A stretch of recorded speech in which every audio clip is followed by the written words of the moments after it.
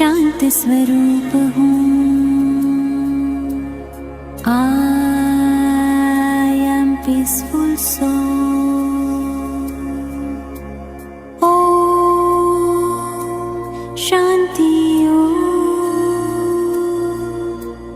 ओम शांति ओम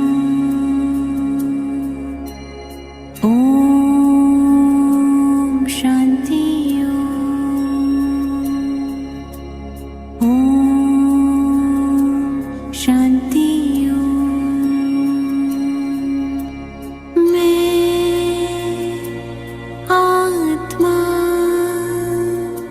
सुख स्वरूप हूँ। I am happy soul. Om Shanti Om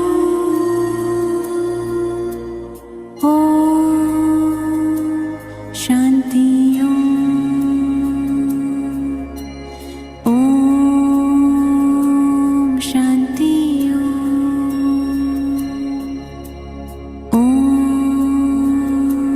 Shanti मैं आत्मा प्रेम स्वरूप हूँ। I am loveful soul. Om Shanti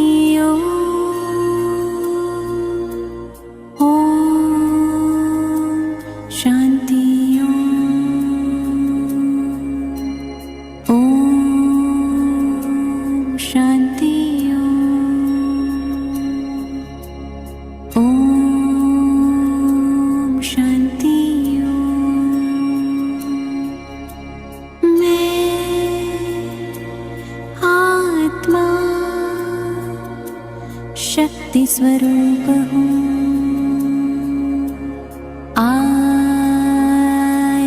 Powerful soul. Om Shanti Om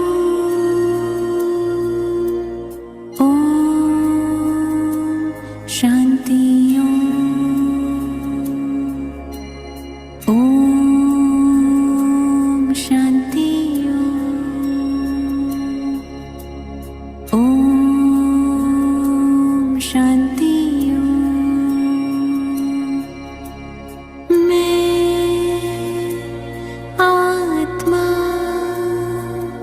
पवित्र स्वरूप हूँ। I am pure soul.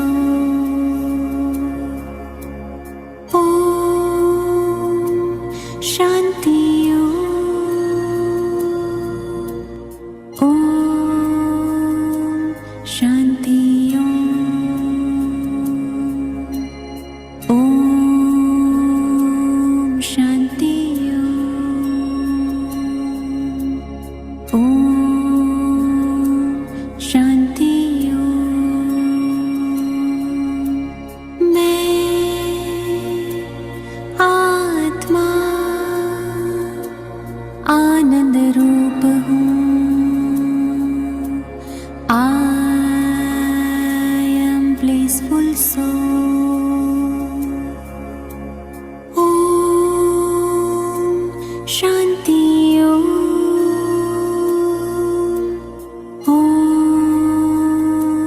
Shanti Om Shanti Om Shanti मैं आत्मा ज्ञान स्वरूप हूँ।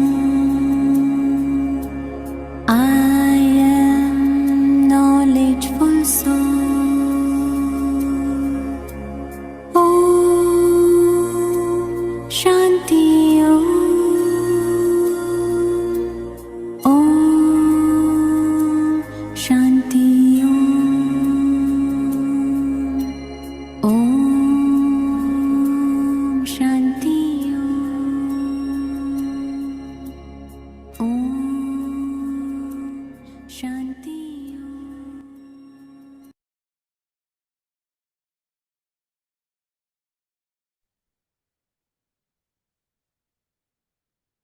Good evening, good afternoon, good morning, everyone. Again, welcome to the sixth session on Raj Yoga meditation today, where we'll be talking more about the soul power.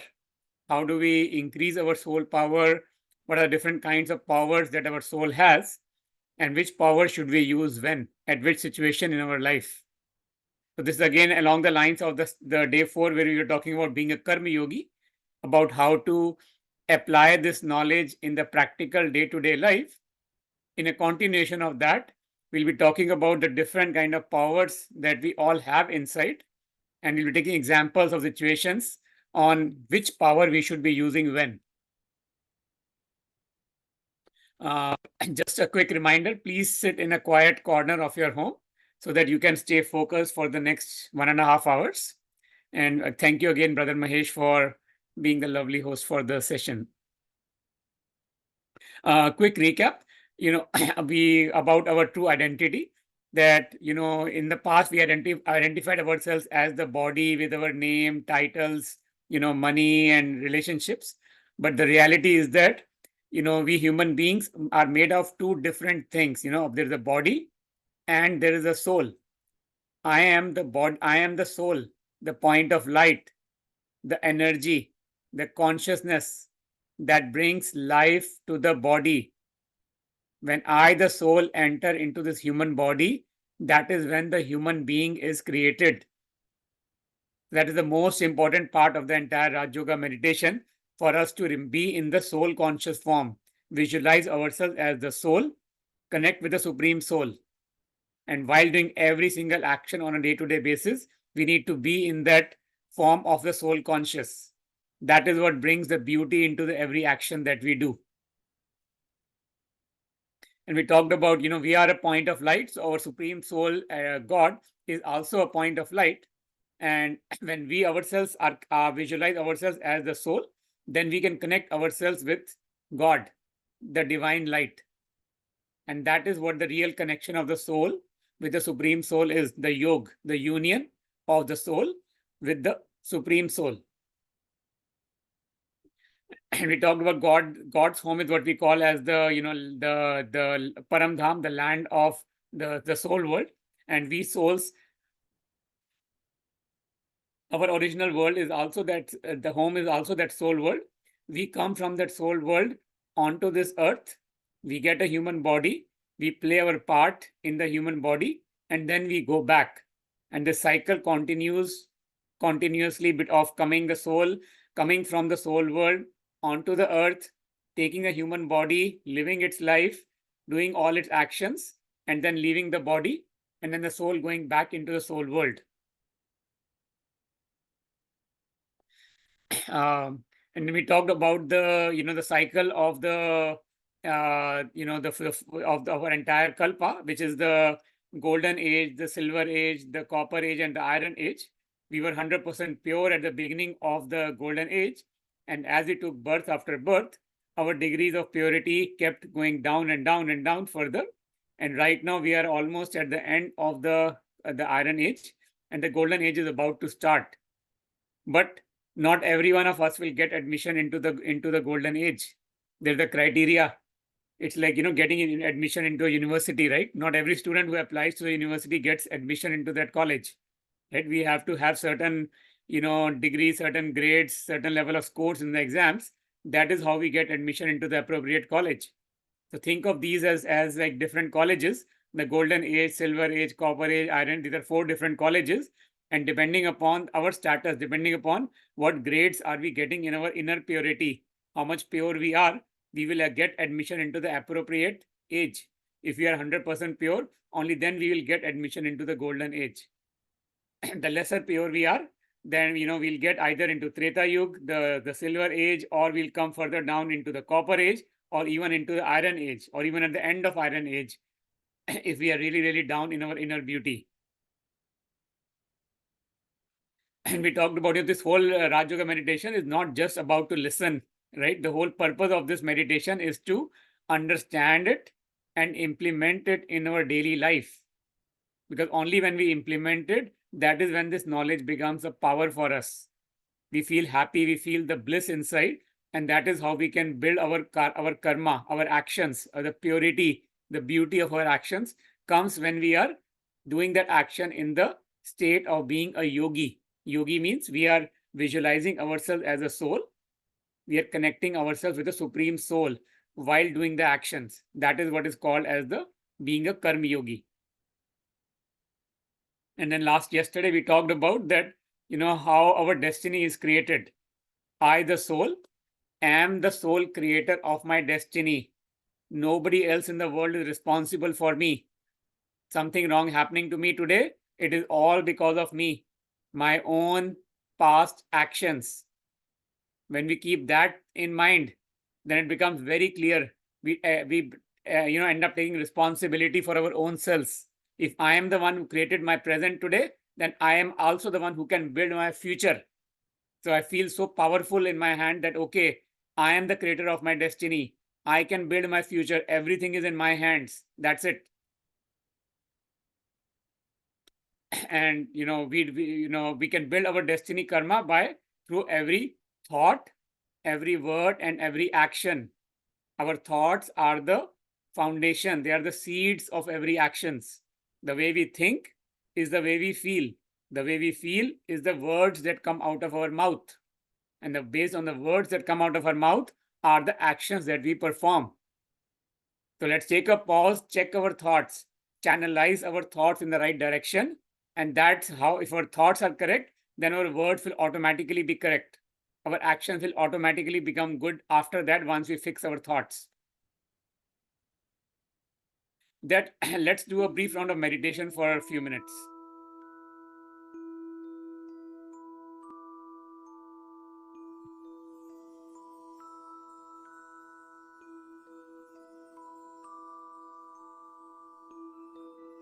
I am a child of God, the highest on high.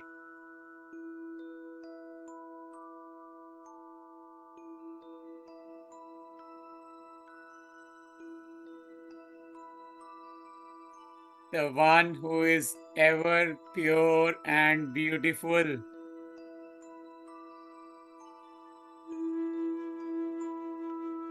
The one who is all powerful.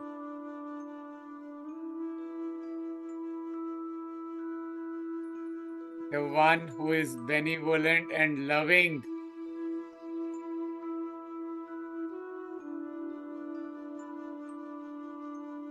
Unlimited. Constant. Altruistic.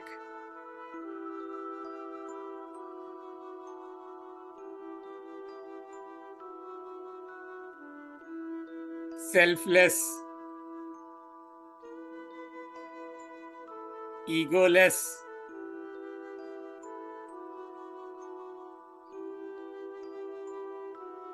The one who liberates everyone from sorrow.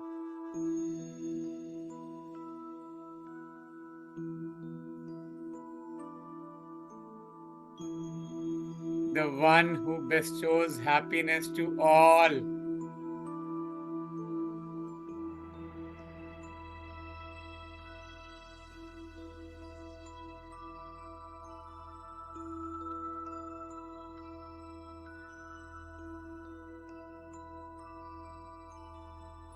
If these are all the characteristics of my parent, guess what? As the child of God, I inherit all these traits from him.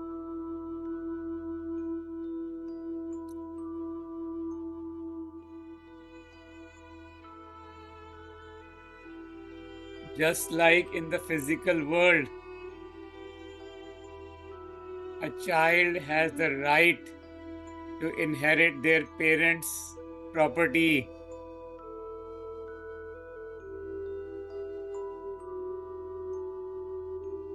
Similarly, I, the soul, have the right to inherit the divine properties,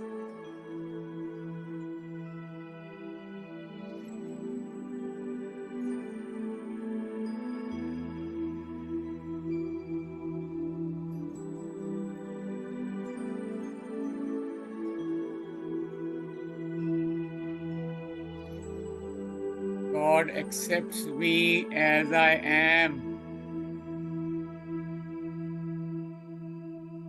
for what I am. He loves me.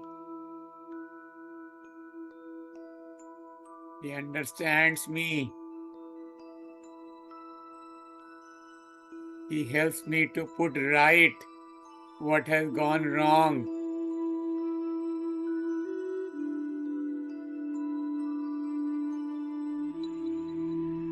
His love is real, unconditional, constant.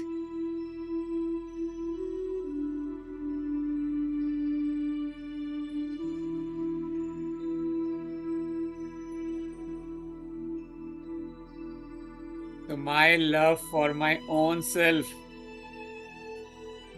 is also constant.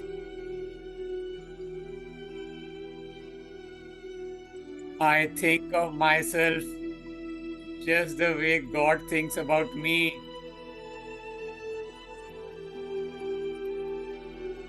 God only looks at the goodness in me.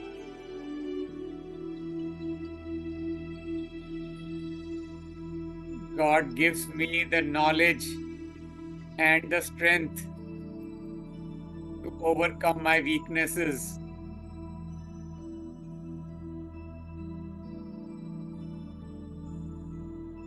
When I am in a soul conscious form, I can look at my own weaknesses,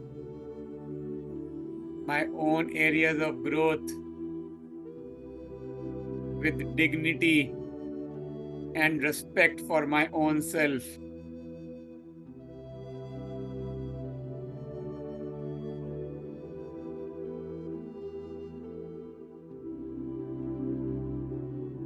As I took birth after birth, from golden age to silver age to copper age to iron age, I kept losing my impurity, my purity, and I kept doing wrong actions. Now it's time for me to start the reverse trend.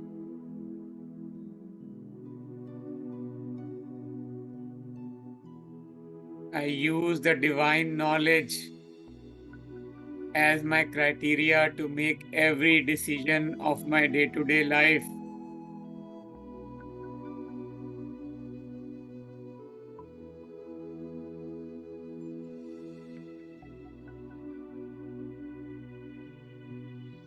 I have pure thoughts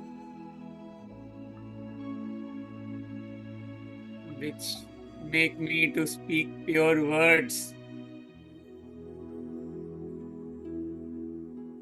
and empower me to do pure actions.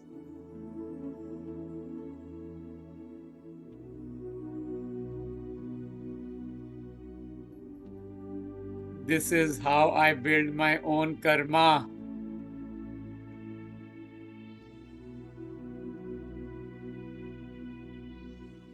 When I leave my body, there are only two things that will go with me: my karma and my sanskars. Karma is the pure actions that I do. They will go with me no matter what. Even if I don't get the reward in the current birth, I am guaranteed to get the reward of my pure actions in a future birth.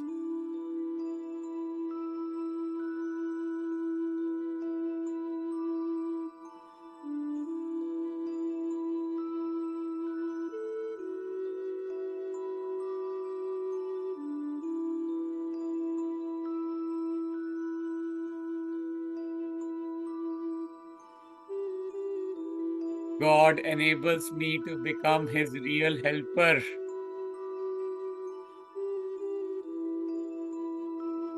I am an instrument to create a world of peace, happiness, and truth.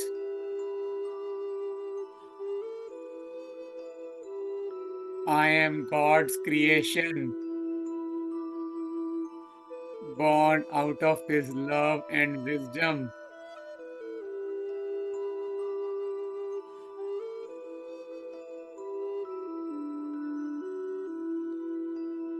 The navel cord of my connection with God provides me all the nourishment and oxygen to grow into a beautiful, independent deity.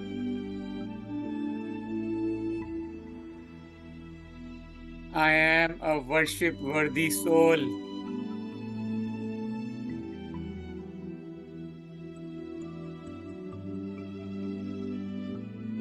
I stay safe in the womb of God's protection and love.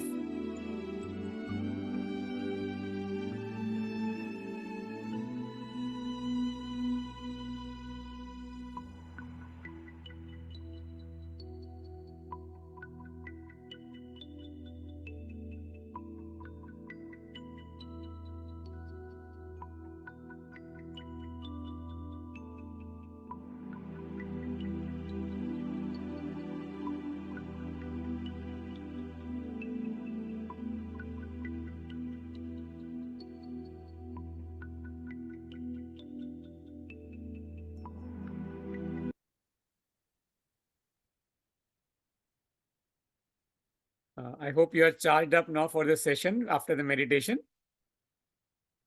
Let's look at continue our discussion from one of the earlier classes. And I think in the first class where we talked about the different qualities of the soul, right? That the soul has is purity, peace, love, knowledge, happiness, power, bliss. These are the original qualities of I, the soul. And we also talked about that within these qualities, knowledge is the seed. It's the foundation of all these qualities.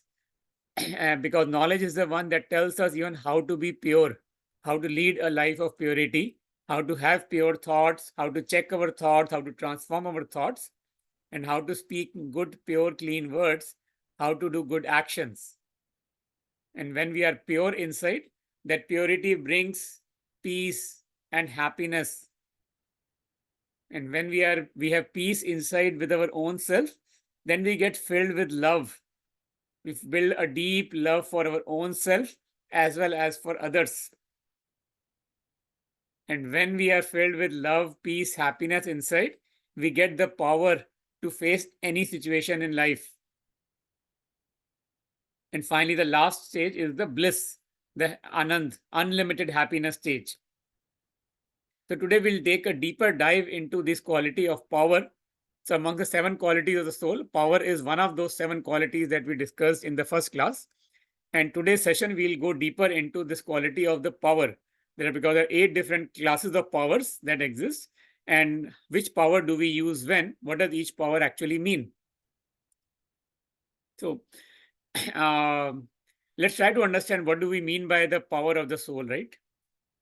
In the physical world, we define our physical power based on, how much our body can, say, hold an object of how much weight the body can hold, or, how much the body can run, how much, distance the body can run, at what speed the body can run, how much weight we can lift.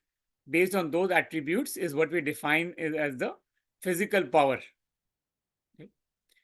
Now, the reality is that there's an equivalent of the equivalent of physical power. We also have a spiritual power inside.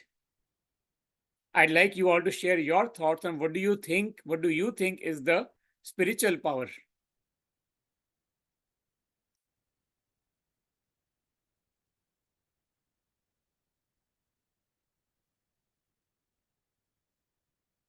Can you share your response on the chat?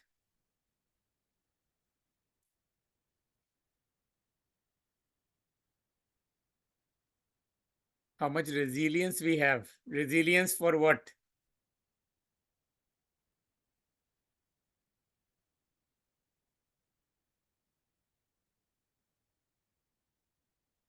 Yes, purity and happiness helps bring us power. Yes. How we can handle situations that come our way on day-to-day life. Yes. Staying calm and grounded in all situations, not being affected by any situations, and not for power for resilience for reacting to the outside situations. Yes, very beautifully said by a lot of you here. The spiritual power is our ability to face the situations. How do we react and respond to the situations that come in our life and to the behavior of other people?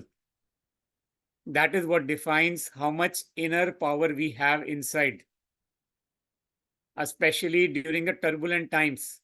How well we manage our boat of emotions when there are storms in our life. Our boat of emotions, how much does it just swing a little bit, or just does it, turn upside down and sink when there's a storm in life? That is what defines our spiritual power. Physical strength is measured by how much we can carry, how much weight we can lift. Similarly, spiritual power is also measured by how much we can bear, how much we can bear in the moment of adversity. This is one thing we have talked about in the first session as well, that knowledge is the seed for all powers, right?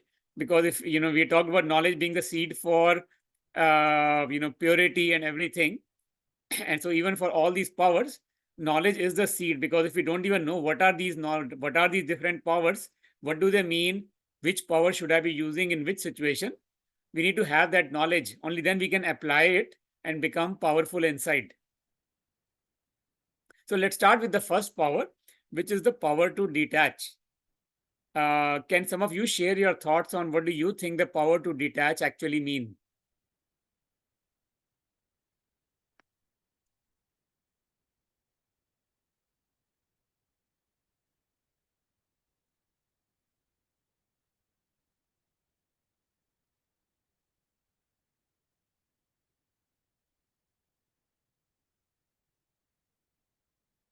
To keep ourselves stable inside, yes.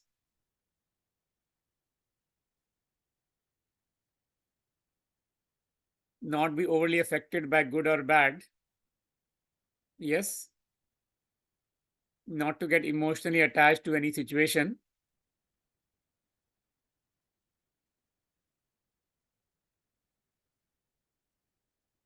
To keep in touch with our soul, God. Yes.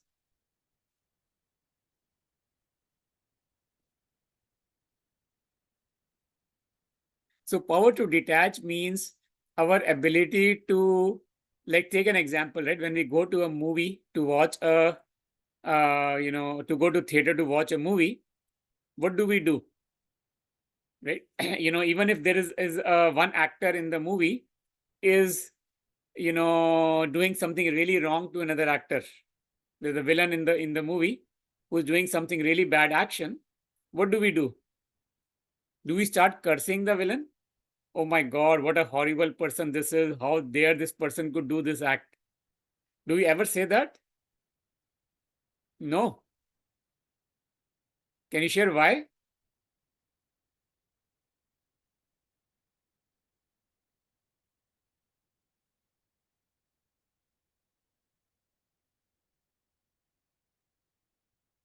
Why do we not curse a villain when we go to see a movie?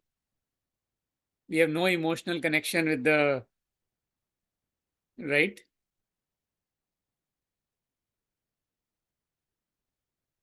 Because we know that he's acting. Even in the real world, we can have, there are so many people who I don't have any emotional connection with, but we still, read the news or read some article, somebody tells me about them, and we start thinking about and cursing them, even though we don't have emotional connection with them. So when we are watching a movie, we know that there is a drama going on. This is a role, this is a script that the director has given to this person, the role that this person is playing, but this person is not a bad person in themselves. Right? Sometimes we do get a little bit involved when we are, in the movie, but then we realize that it's just a movie, right? We do allow ourselves to feel the goodness in it, but we don't get overly attached to that character, right? We keep ourselves detached because we know that even the villain in the movie is not a bad person in the real life. They're just doing the acting of being a villain, a bad person. They are not that bad in their daily life. Right? So when we are able to detach ourselves from that other persons, instead of looking at them as villain, we look at them as a good human being, and that is why we don't curse them and don't question them and say, why, how dare this person do this. Now the reality is that the same thing is happening in our real world too. Life is a big drama. Every single human being is an actor in this world drama.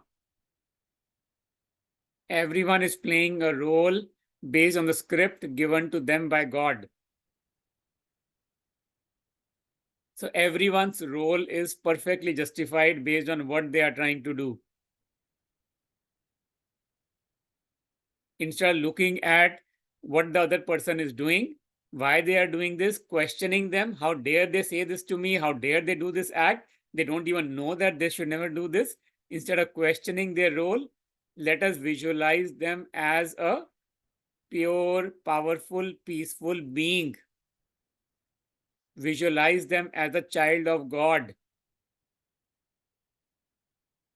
Don't create any negative thoughts based on their roles, based on their actions. Stay detached from all of that. Just send them divine vibrations, and they will automatically start doing good things. So we get too much caught up in the real life, in the action itself. If we forget that, to be easy and contented. The power to detach means that we need to be detached from the actions. We need to look at things from a distance, right? Let's take an example, right? If somebody is speaking angrily to us, we can decouple, we can detach their anger, visualize them in a pure form, as a peaceful form, that this person never gets angry. This person is very responsible, very peaceful, they have full control over their emotions. If a child is not doing their, homework in time, we can visualize the child as a being, as the divine light, and send them the vibrations of being responsible, that they understand that they have to take ownership of all their homework and everything for their own selves. They are a very responsible soul. Visualize them with all these perfect things and see how the other person starts changing on their own without us saying anything to them anymore.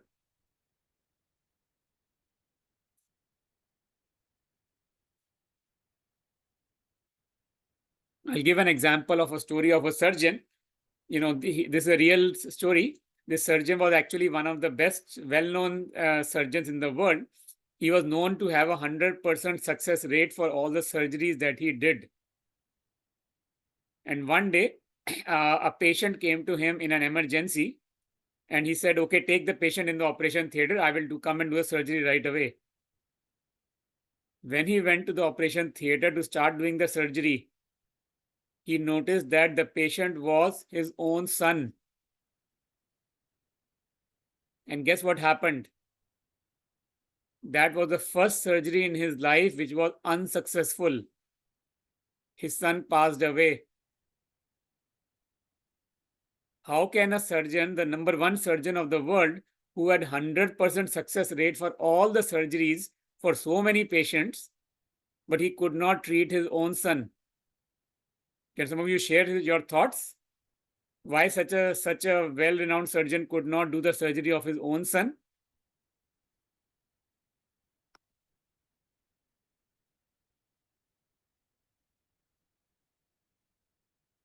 Emotions took over. Attachment, too much attachment. He had fear of losing his son.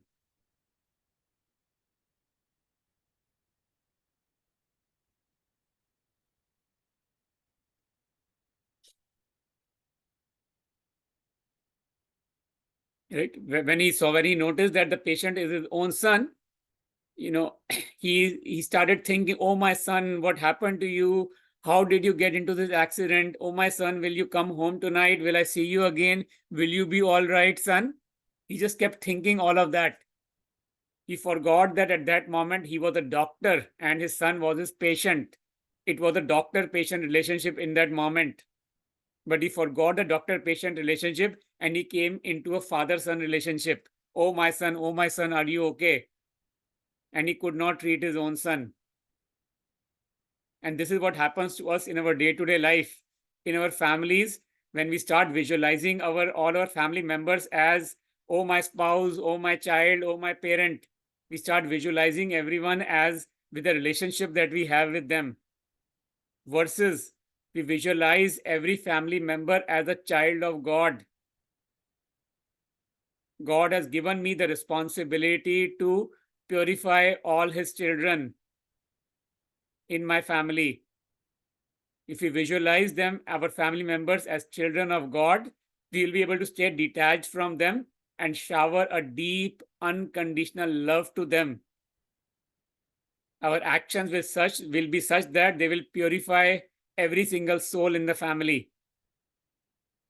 But when we start getting attached, oh, my wife said this, my husband said this, my child said this, my parent did this, that is when we start getting into body consciousness.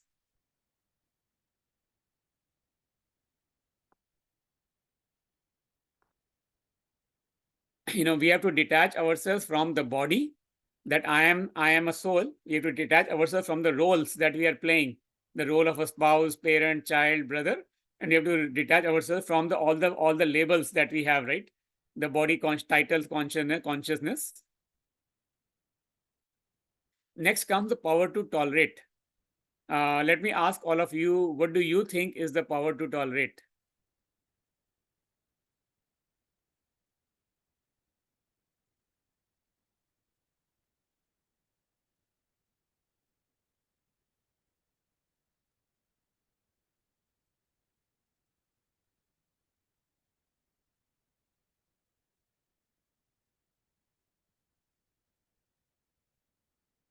To accept people as they are, to let go.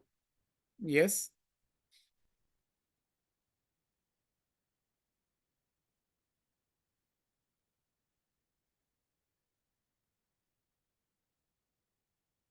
To not react. Yes. Power to tolerate is our ability to respond to any situation, inner or external, in a very positive way, yet not be affected by the situation or the person. The power to detach that we just talked about is the foundation. That is the number. That is why we talk power to detach as the first step. That is the first step for a first power for us to use in any moment. Detach yourself from the situation, detach yourself from that person. When in your family, detach yourself from the relationship with the other person. Visualize yourself as a soul, visualize the other person as a soul. And you'll be able to come up with accurate ways on how to deal with the situation. The same thing holds true in office as well. If a manager, colleague, senior manager, anyone is saying something, visualize them also as a soul, as a child of God, and see how beautiful, your actions will be for them.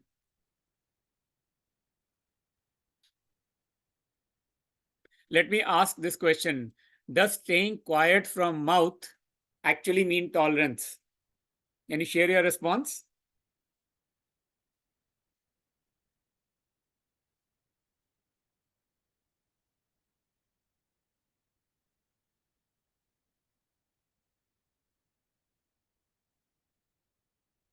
bunch of you are saying no, staying quiet, uh, staying quiet from mouth does not mean tolerance, right? Why? Why no?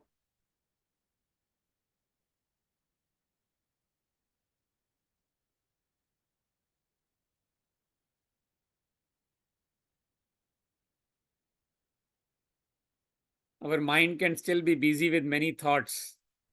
Yes, inner turmoil is still there. Karma happens with thoughts because inside we will be struggling in the loop. In the mind, we keep thinking. Yes, very beautifully said by a lot of you here. When we are quiet from our mouth, but there's a lot of inner storm going on inside, that is called suppression. That is not tolerance. We say that, hey, the other person was speaking so angrily at me, but I did not say anything back to them. It's good. It's better than just speaking out some bad words back to the other person. It's better to be quiet.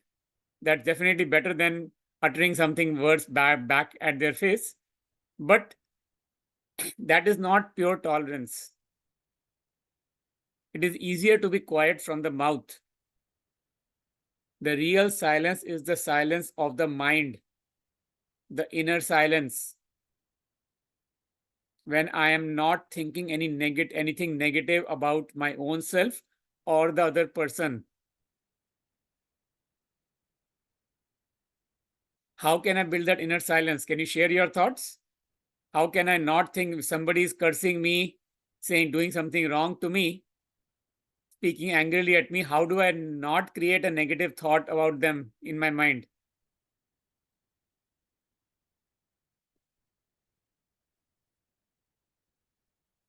Using what we gain from meditation, yes. Thinking that person is a soul, yes.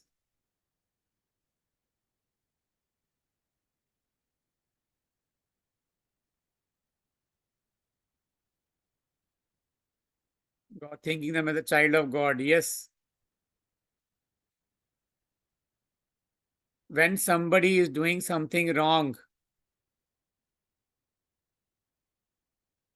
it means that that person has fallen off the cliff, because everyone is a pure child of God. Everyone is filled with divine love. When somebody is filled with divine love by default, they will not do any bad actions. If someone is doing something wrong action to me or to others, that means they have fallen off the cliff. They are sick. I'll give an example of, the story of nurses and doctors. A bunch of nurses came and complained, saying that, they feel very angry when the doctors, they don't feel good when doctors come and scream, and when the doctor comes and speaks angrily to them. And the sister asked the nurse that, when you work in your hospital as a nurse, do all your patients, speak nicely to you? They always smile to you even they are in pain? He said, no, patients also scream at us, but we know that the patients are sick. We know they are going through pain. That is why we don't feel bad when the patients scream at us. And guess what the sister said? The sister said, you don't feel bad when your patients scream at you because you know that your patients are, physically sick. If your doctor, your boss, your manager, or somebody in your family is screaming at you, that means they are emotionally sick. They are spiritually sick.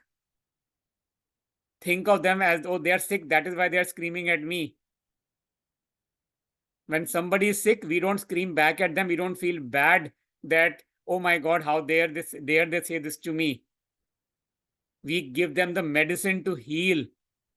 In the physical world, when we see somebody being physically sick, somebody having a fever or cough or something, we give them the medicine so that they can get better. The same way, if somebody is screaming, somebody is doing something wrong to us, that means they are mentally, emotionally sick. We need to give them the emotional medicine, the spiritual medicine. What is the spiritual medicine we can give them? Can you share your thoughts?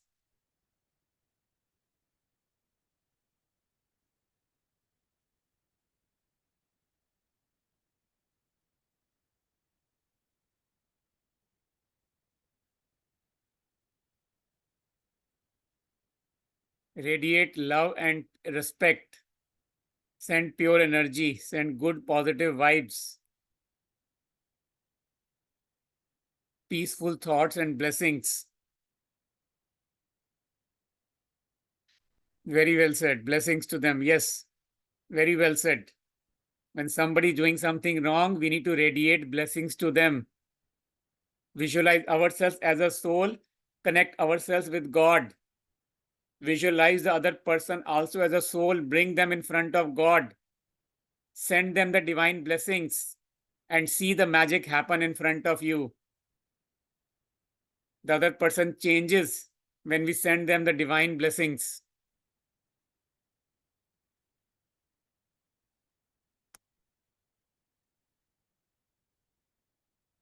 Next comes the power to pack up. Um, Maybe, power to pack up is our ability to bring things to an end, to stop wasteful thinking. Can you give an example of the power to pack up?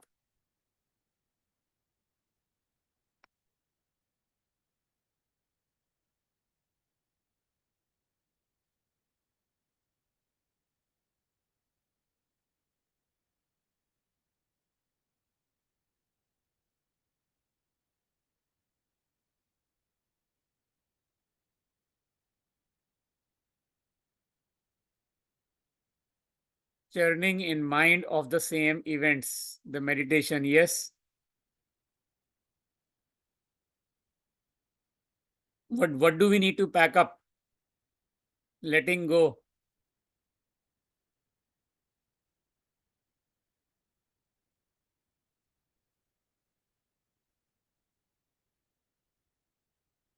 We need to let go of pack up our negative thoughts. We need to pack up other disturbing events in our mind.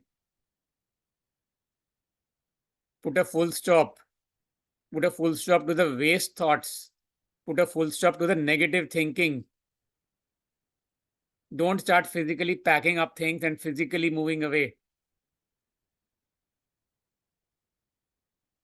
We need to put a full stop to our waste thoughts in our mind, not the physical pack up.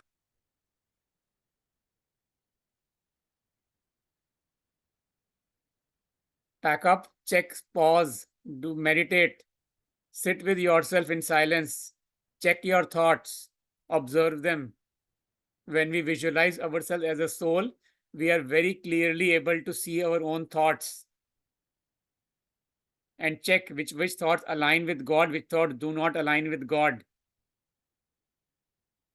If I'm thinking something bad about someone, check, is God thinking that same way about that other person? Is God thinking that bad about me right now? No, God cannot be thinking bad about anyone, neither for me, nor for any other human being. So I need to put an end to my waste thinking. That is what is known as the power to pack up. In any situation, things happen, situations come in everybody's life.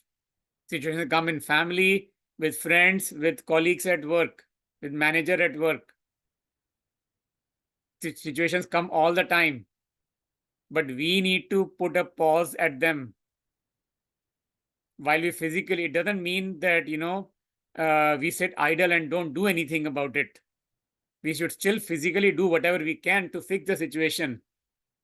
But the key thing is that while we are physically trying to do whatever we can at the physical level, our mind needs to be clean, pure, no waste thoughts, no questions in the mind. How dare the other person say this to me? How dare they do this to me? When will they get the knowledge? When will they start doing good things? All sorts of waste questions.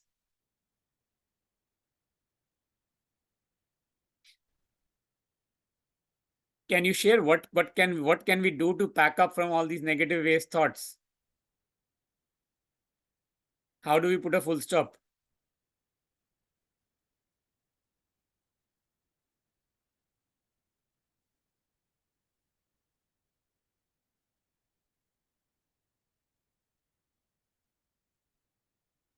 Yoga and meditation. Yes.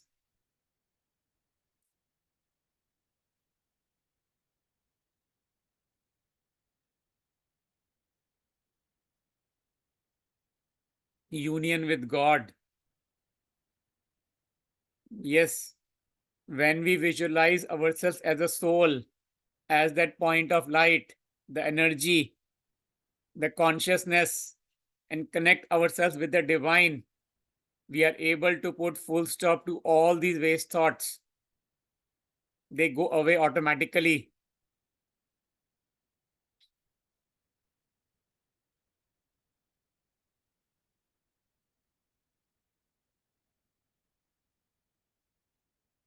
Next comes the power to accept. Power to accept is the ability to expand and accept the other person's ideas, their weaknesses, and their desires. Acceptance means I'm not gonna question what you are what you are doing, why you are doing it. I'm not gonna create a waste thought about you in my mind. When let's take an example, right? If a child says, I don't want to do my homework, what should I do? I accept you. I should I say, okay, don't do your homework. That's fine. I accept you. You don't like doing homework. It's okay. Forget about it. I accept you.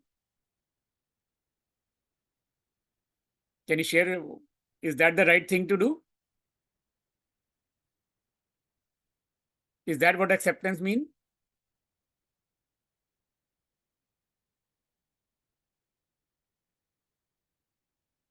Then what does acceptance mean in this example that I gave? Can you share? If you're a bunch of you are saying no, this is not what acceptance means.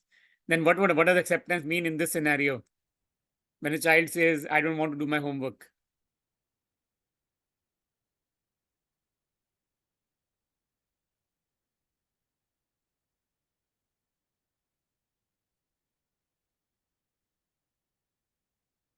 Explain them in a good way. Yes.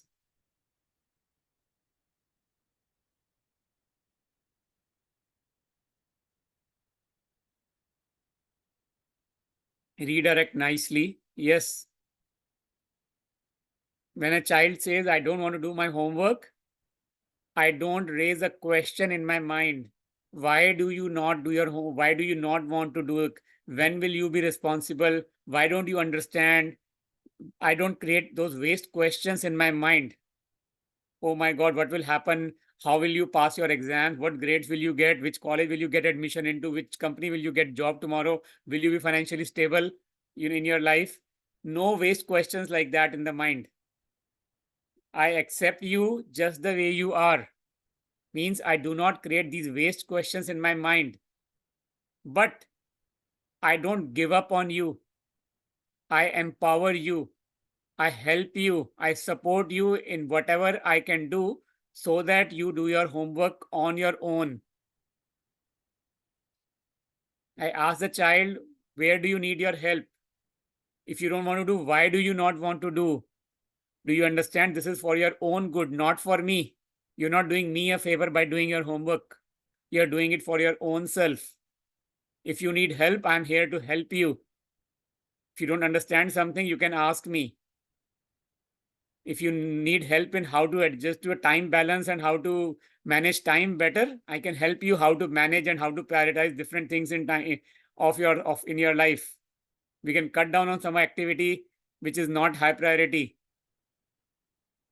but some things are critical and we need to work together to do them. While we are doing all this with the child, our mind needs to be clean. Mind needs to be pure, no waste thoughts about the child. Next comes the power to discern. Power to discern means the ability to distinguish between what is right and what is wrong. Some things are very easy. It's very obvious. Okay, don't tell a lie, or don't go and steal from a neighbor's home, right? Some of those things are very easy to discern between what is right versus what is wrong. But most of the times we often get situations which are very subtle, and it's very not obvious at all what is the right thing to do, what is true, what is false. And I'll give you an example. Just, a few days back, I was in my workplace in a meeting where we were trying to do, performance evaluation of lots of employees. And it was not obvious to me which employee is the most, is the, what everybody's saying about each employee is what is true, what is false from all this. How do I make the decision of to give, what performance rating to which employee? All I did was to connect myself in a soul conscious form, that God, give me the energy, give me the strength to identify what is right here, what is wrong here. One person says this, one person says that. Who do I believe? Who do I not believe? Who's saying truth? Who's lying?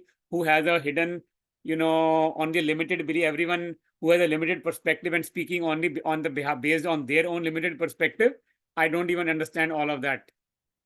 But I kept myself in God's remembrance and said, God, I visualize myself in your company. I visualize all these other colleagues of mine in this room to be in God's company. Please empower everyone to speak the truth. Please empower everyone to speak with honesty, and make sure we do this performance evaluation with God's powers in our mind so that we can make an unbiased decision. When my turn came to speak, I just kept myself with God. Okay, God, tell me what is the right thing to speak here at this moment. There's no perfect human being, there's no perfect employee. Everyone has some areas of growth, everyone has some accomplishments. Now, where do we draw the line? Do these accomplishments qualify to give somebody a promotion? Do these areas of growth, qualify that, okay, we should hold off somebody's promotion? It's very hard to make it. There's no perfectly right or wrong answer in all of these situations. But when we are in soul conscious form, when we know that, okay, I am not making any decision based on my personal benefit, okay, promoting this employee will give me more benefit, or, not promoting this employee will give me more benefit. No, none of those thoughts in the mind, purely based on what is the right thing to do. Connect yourself with God, and you'll be able to see the difference between very, very subtle truth and subtle false.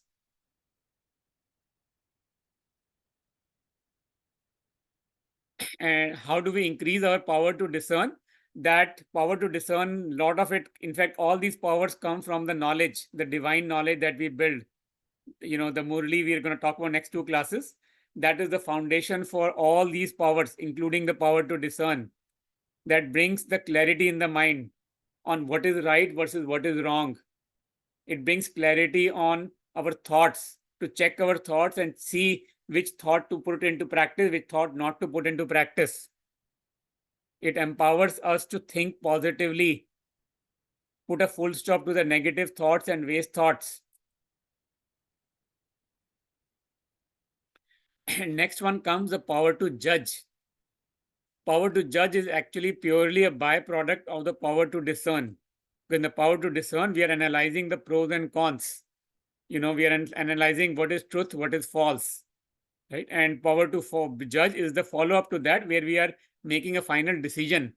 Take an example, right? When we are doing example I gave, we are doing a performance evaluation at workplace. We look at what are the accomplishments of each team member, and we look at their areas of growth. Right now, that was the power to discern it. We have to identify their accomplishments and their areas of growth, but then we have to make a decision. Okay, who do we promote to the next level? Who do we not promote? How do we make the decision? Where do we draw the line? Right? If we have done the accurate in the power to discern, to make the right, areas of growth and right accomplishment for everyone, then it becomes much easier to make the judgment calls on where do we draw the line, which employee deserves promotion, which one does not deserve right now.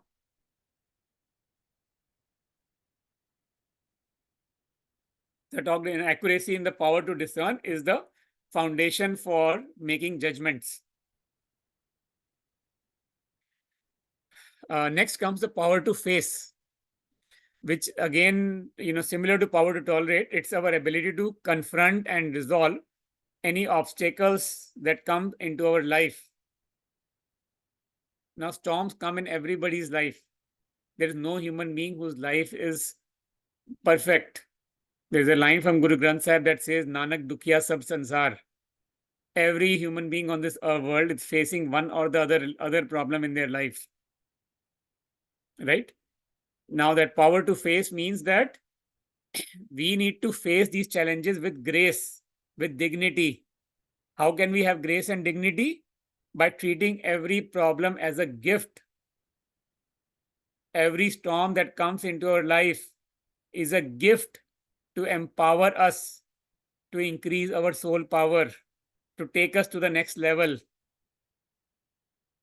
When we build that gratitude for the problems in our life, then those problems become our friends. When we say thank you to the problem, thank you for coming to my life to increase me, my inner powers. Thank you for coming to my life to make me a better human being. When we say thank you to the power, to the all the problems, then the problems become like a tiny ant in front of us. It becomes very easy to think about solution and how to solve the problem. We become solution oriented instead of being problem oriented.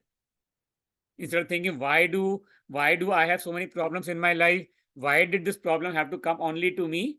Instead of thinking all of that, we start thinking of solutions on how to address them in a meaningful, graceful way with dignity.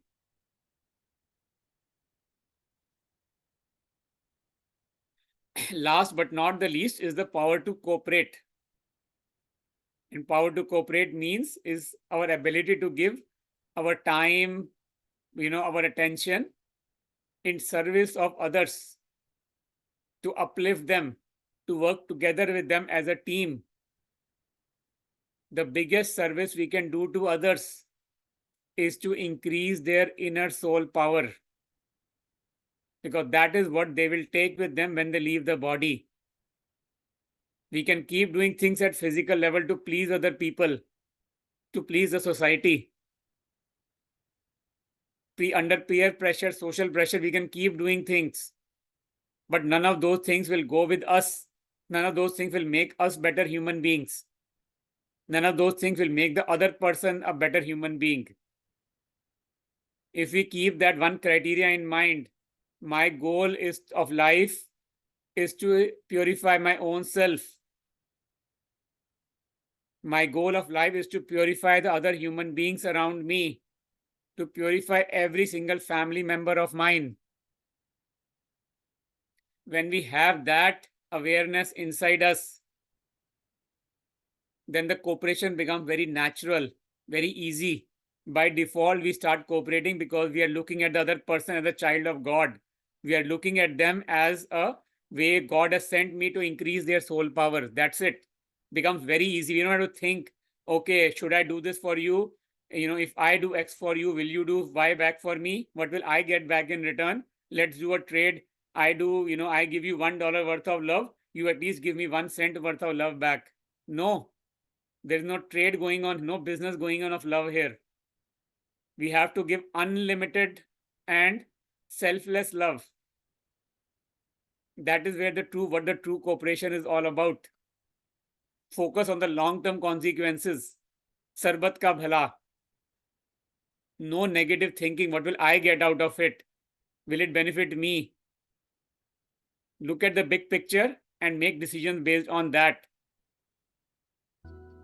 Okay. Let's join together for a brief round of meditation exercise.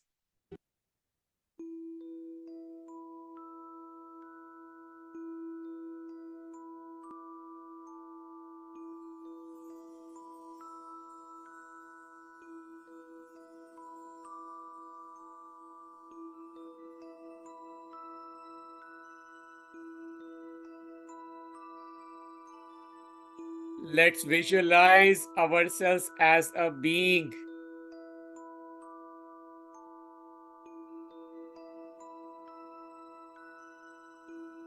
The sparkling diamond.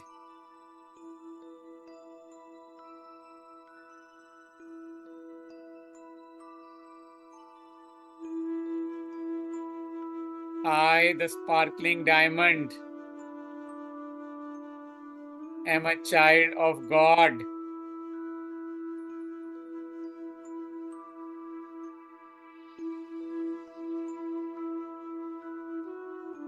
I am filled with all the divine powers and virtues inside.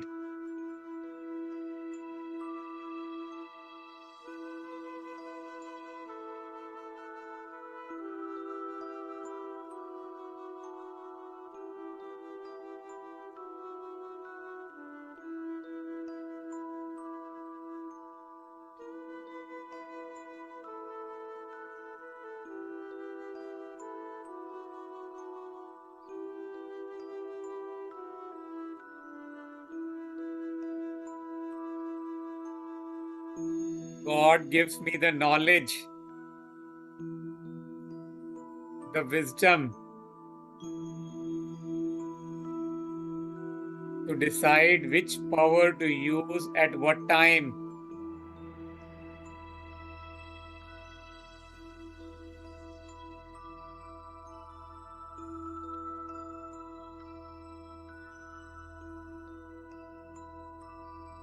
I use my power to detach, to decouple myself from the situation, to detach my soul existence from my body.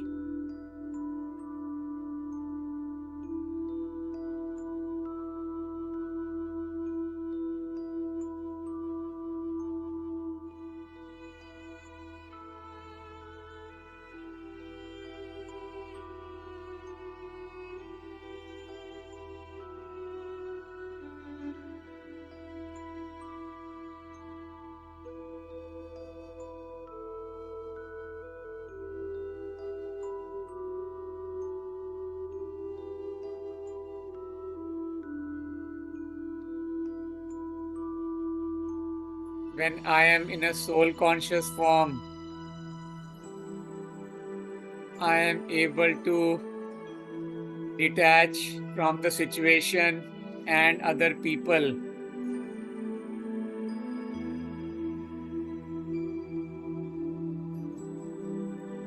I visualize everyone as a child of God. Even if someone is doing something wrong today, I visualize them as a pure, powerful, peaceful being.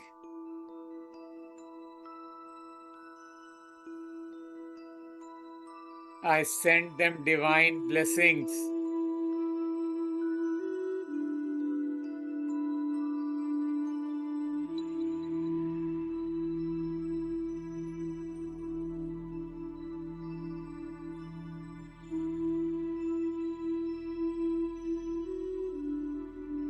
Being detached gives me the power to tolerate.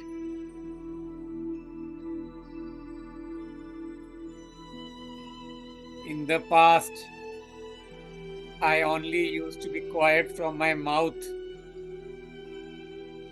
thinking that I am tolerating.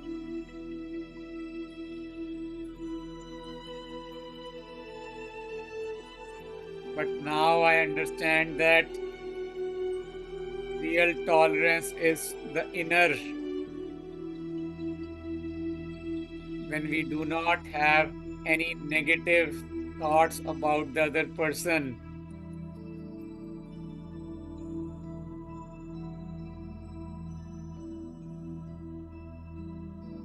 no questions, no waste, just pure love.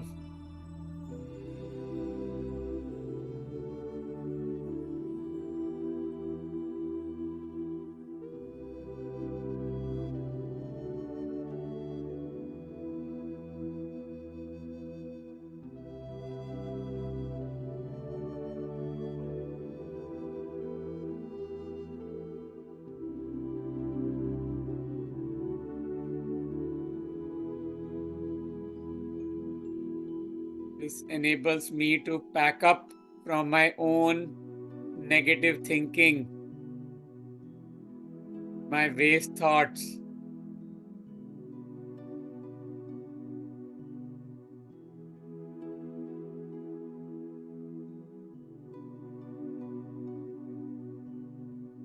when I pack up from waste thoughts, when my mind is pure, clean, when I am detached from the situation, I get the power to discern, distinguish between what is right versus what is wrong.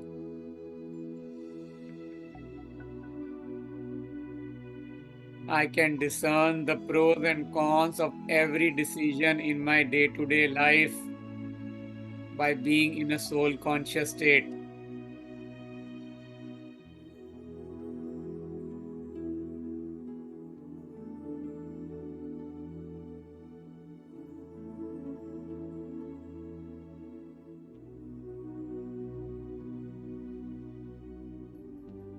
This is what enables me to use my judgment, my power to make judge decisions.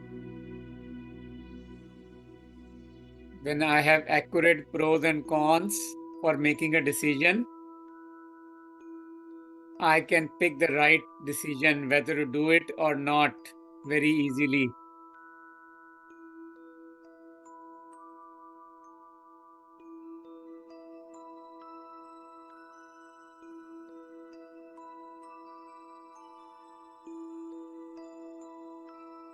I get the power to accept others just the way they are. I don't question their behaviors.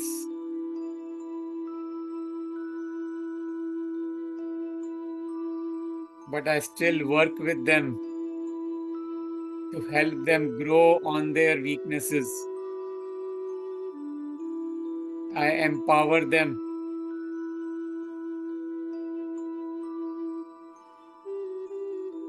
I don't create any waste thought about others in my mind.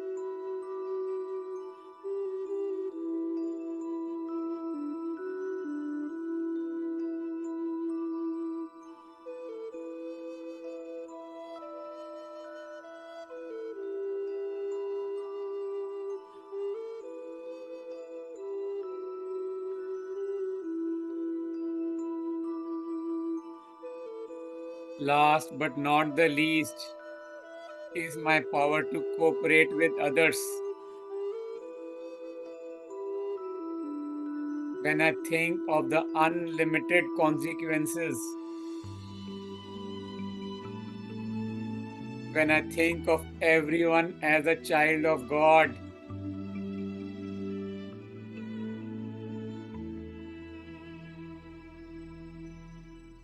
when I think of everyone as a pure, powerful, peaceful being, my goal of life is to purify my own self and purify everyone around me. Then it becomes very easy to cooperate with everyone. Cooperating with others does not feel like a burden anymore.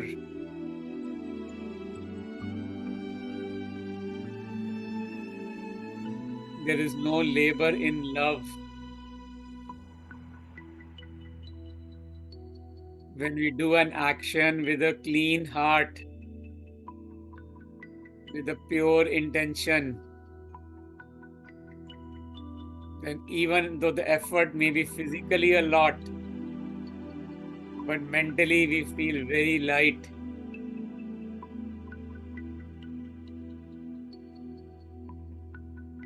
This brings a lot of deep inner peace and contentment.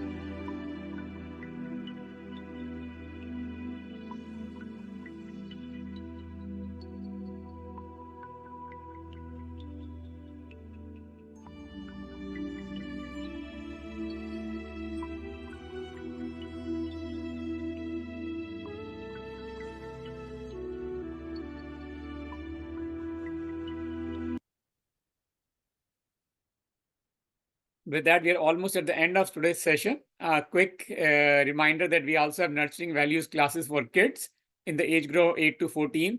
They're very beautiful classes for kids to be emotionally strong. Highly encourage, if you have kids in the family, to encourage the kids to join these classes. We held every Sunday from 11 a.m. to noon. And we also offer well-being webinars at workplace. Let us know if you'd like us to come and give a talk at your office. With that, we are ready to take if there are any questions. Om Shanti, brother. Shanti. Yeah. Thank you, brother, for today's session and for explaining in detail with beautiful examples the 8 powers we all can gain, and for sharing on how to develop an ability to choose from those 8 powers based on the situation at the right time. By seeing ourselves and others with our true identity of being a soul who are playing a unique role on this world drama stage, and then by empowering ourselves by building the connection and relationship with Supreme Soul, our Father. So thank you for the beautiful session today. We do have a couple of questions, brother, so we'll take them now. The first question is, you mentioned that power to tolerate means staying quiet both inside and outside. How do I apply this in practice when someone is saying mean words to me? When someone is saying mean words to us, what does that mean?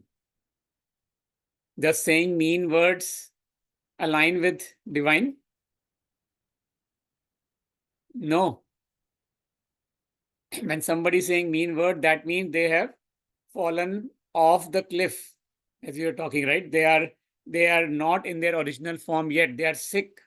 They are emotionally sick. Just that, we are used to seeing the physical sickness. When we see somebody is physically not well, we can see and touch their body and see that, okay, you have, your body feels hot and you have a fever or you have a stomachache. We can see that from the physical eyes. That is how we know that somebody is physically sick. But when somebody is saying mean words or doing something mean act, that means they are emotionally sick. Let's understand that. How do we deal with a sick person? We heal them. We give them the medicine. We give them healthy food when somebody is physically sick. Same way, when somebody is emotionally sick, mentally sick, we need to give them the food for the soul. They are saying, when somebody is doing a mean act, they are trying to say indirectly, I am emotionally unhealthy. I do not know how to manage my emotions. I do not know how to control myself. So be the mature parent and be the mature doctor. Think of the other person as your patient. Be the spiritual doctor. Heal them. Visualize yourself as a soul. Connect with the divine. Bring that other soul in front of God. Send them the divine vibrations and see the magic and the power of divine.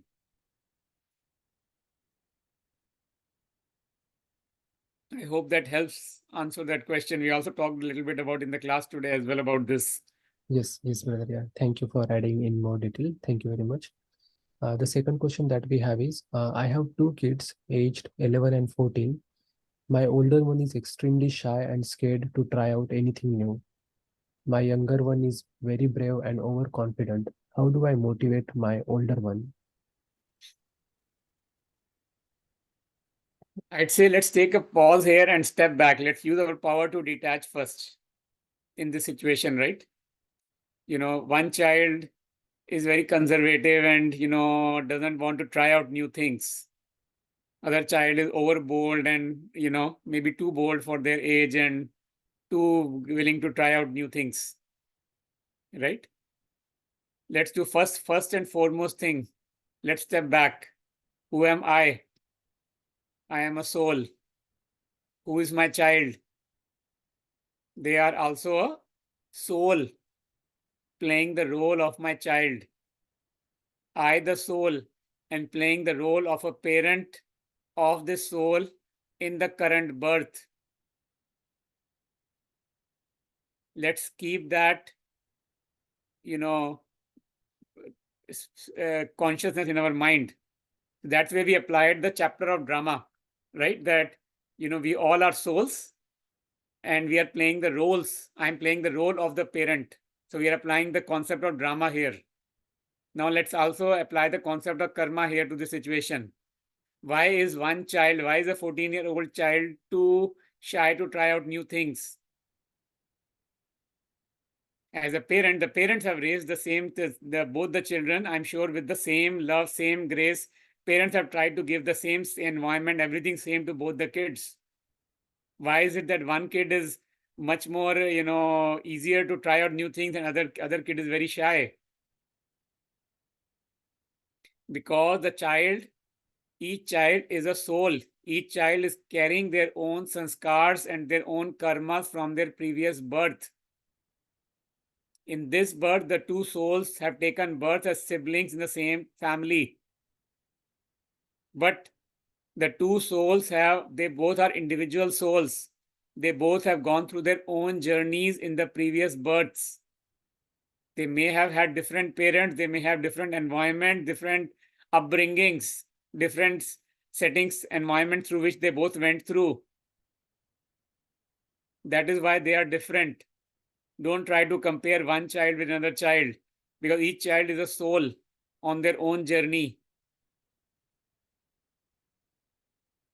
Once we know we don't need to compare the two kids, we can step back, detach ourselves, visualize each of our kids as a soul, as a child of God.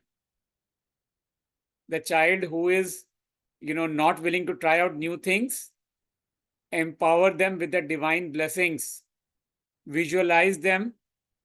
When I get up early morning, 4 a.m., the first thing I do personally, I bring up my wife as a soul. I bring each of my kid as a soul in front of God. I send them the vibrations of God. Whatever they are not doing today and whatever they should be doing that is aligned with God, I send them those vibrations. Visualize each one as a pure, powerful, peaceful being, child of God. When I cook food for the family, I put the divine vibrations in the food. A child who is, not confident to try out new things, put those blessings when you're cooking food for the child, put those blessings in the food. That this child is very confident. This child always try out new things. This child is, as confident as God is. And you'll see the difference. And of course, while you're giving all the vibrations and everything, it's also, whatever you can do at the physical level to help the child, to talk to the child, help them overcome their fears and, figure out why they are underconfident, what fears do they have inside, help them write down what they are afraid of, what will happen if they try out that new thing, right? Why are they scared? Are they worried about the consequences of something may go wrong? Help them prepare, help them plan, come up with a plan of action on what it would take for them to, try out one thing, one step at a time, right? That level of fear is accept the child. The child is firstly looking for that acceptance. Firstly, comparing the two kids is going to make the situations worse. Secondly, cursing the child in your mind, even if you don't say it on your child's face, if you think in the mind, oh my God, when will you learn how to try new things? When will you learn how to do it on your own? You think that kind of thoughts about the child will get negative energy from you, from the parent. And the child will keep going even further down. Their willingness to try new things will go even further down. Versus in our mind, if we, empower the child with the vibrations that this is a pure, powerful, peaceful child of God, very confident, very willing to try out new things, not overconfident, not underconfident, always willing to try out new things. Send those vibrations to the child. Accept them. The child is looking for that inner acceptance. They're trying to say, I don't feel the love inside me. Love me just the way I am. Accept me just the way I am. When we accept the child in spite of their weaknesses, the child starts feeling that love. They start feeling a deep inner contentment. And then they will automatically start trying out new things. The change will not happen overnight. It takes time. But it will happen for sure. Do whatever you can at the physical level. Doesn't mean you stop doing things at physical level. do whatever you can at the physical level, but at the same time, keep your inner self to be calm and keep radiating those blessings to the child at all times. I hope that helps address the question. Yeah, thank you very much, brother. As you said, accepting the soul as they are currently and sending them pure wishes will empower them.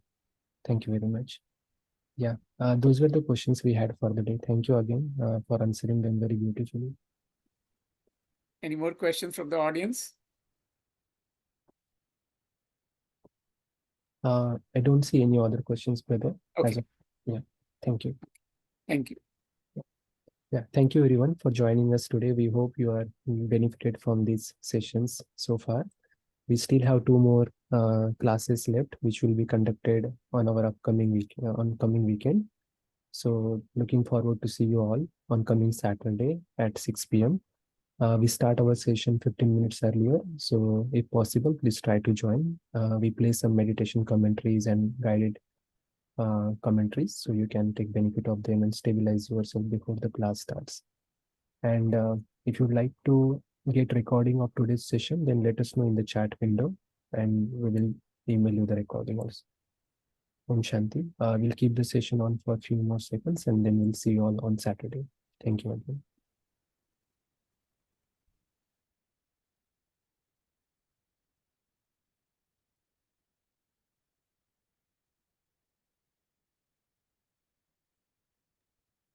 Thank you, everyone. We will send recordings to those who have asked for it and see you all on Saturday. Om Shanti. I will end the session now.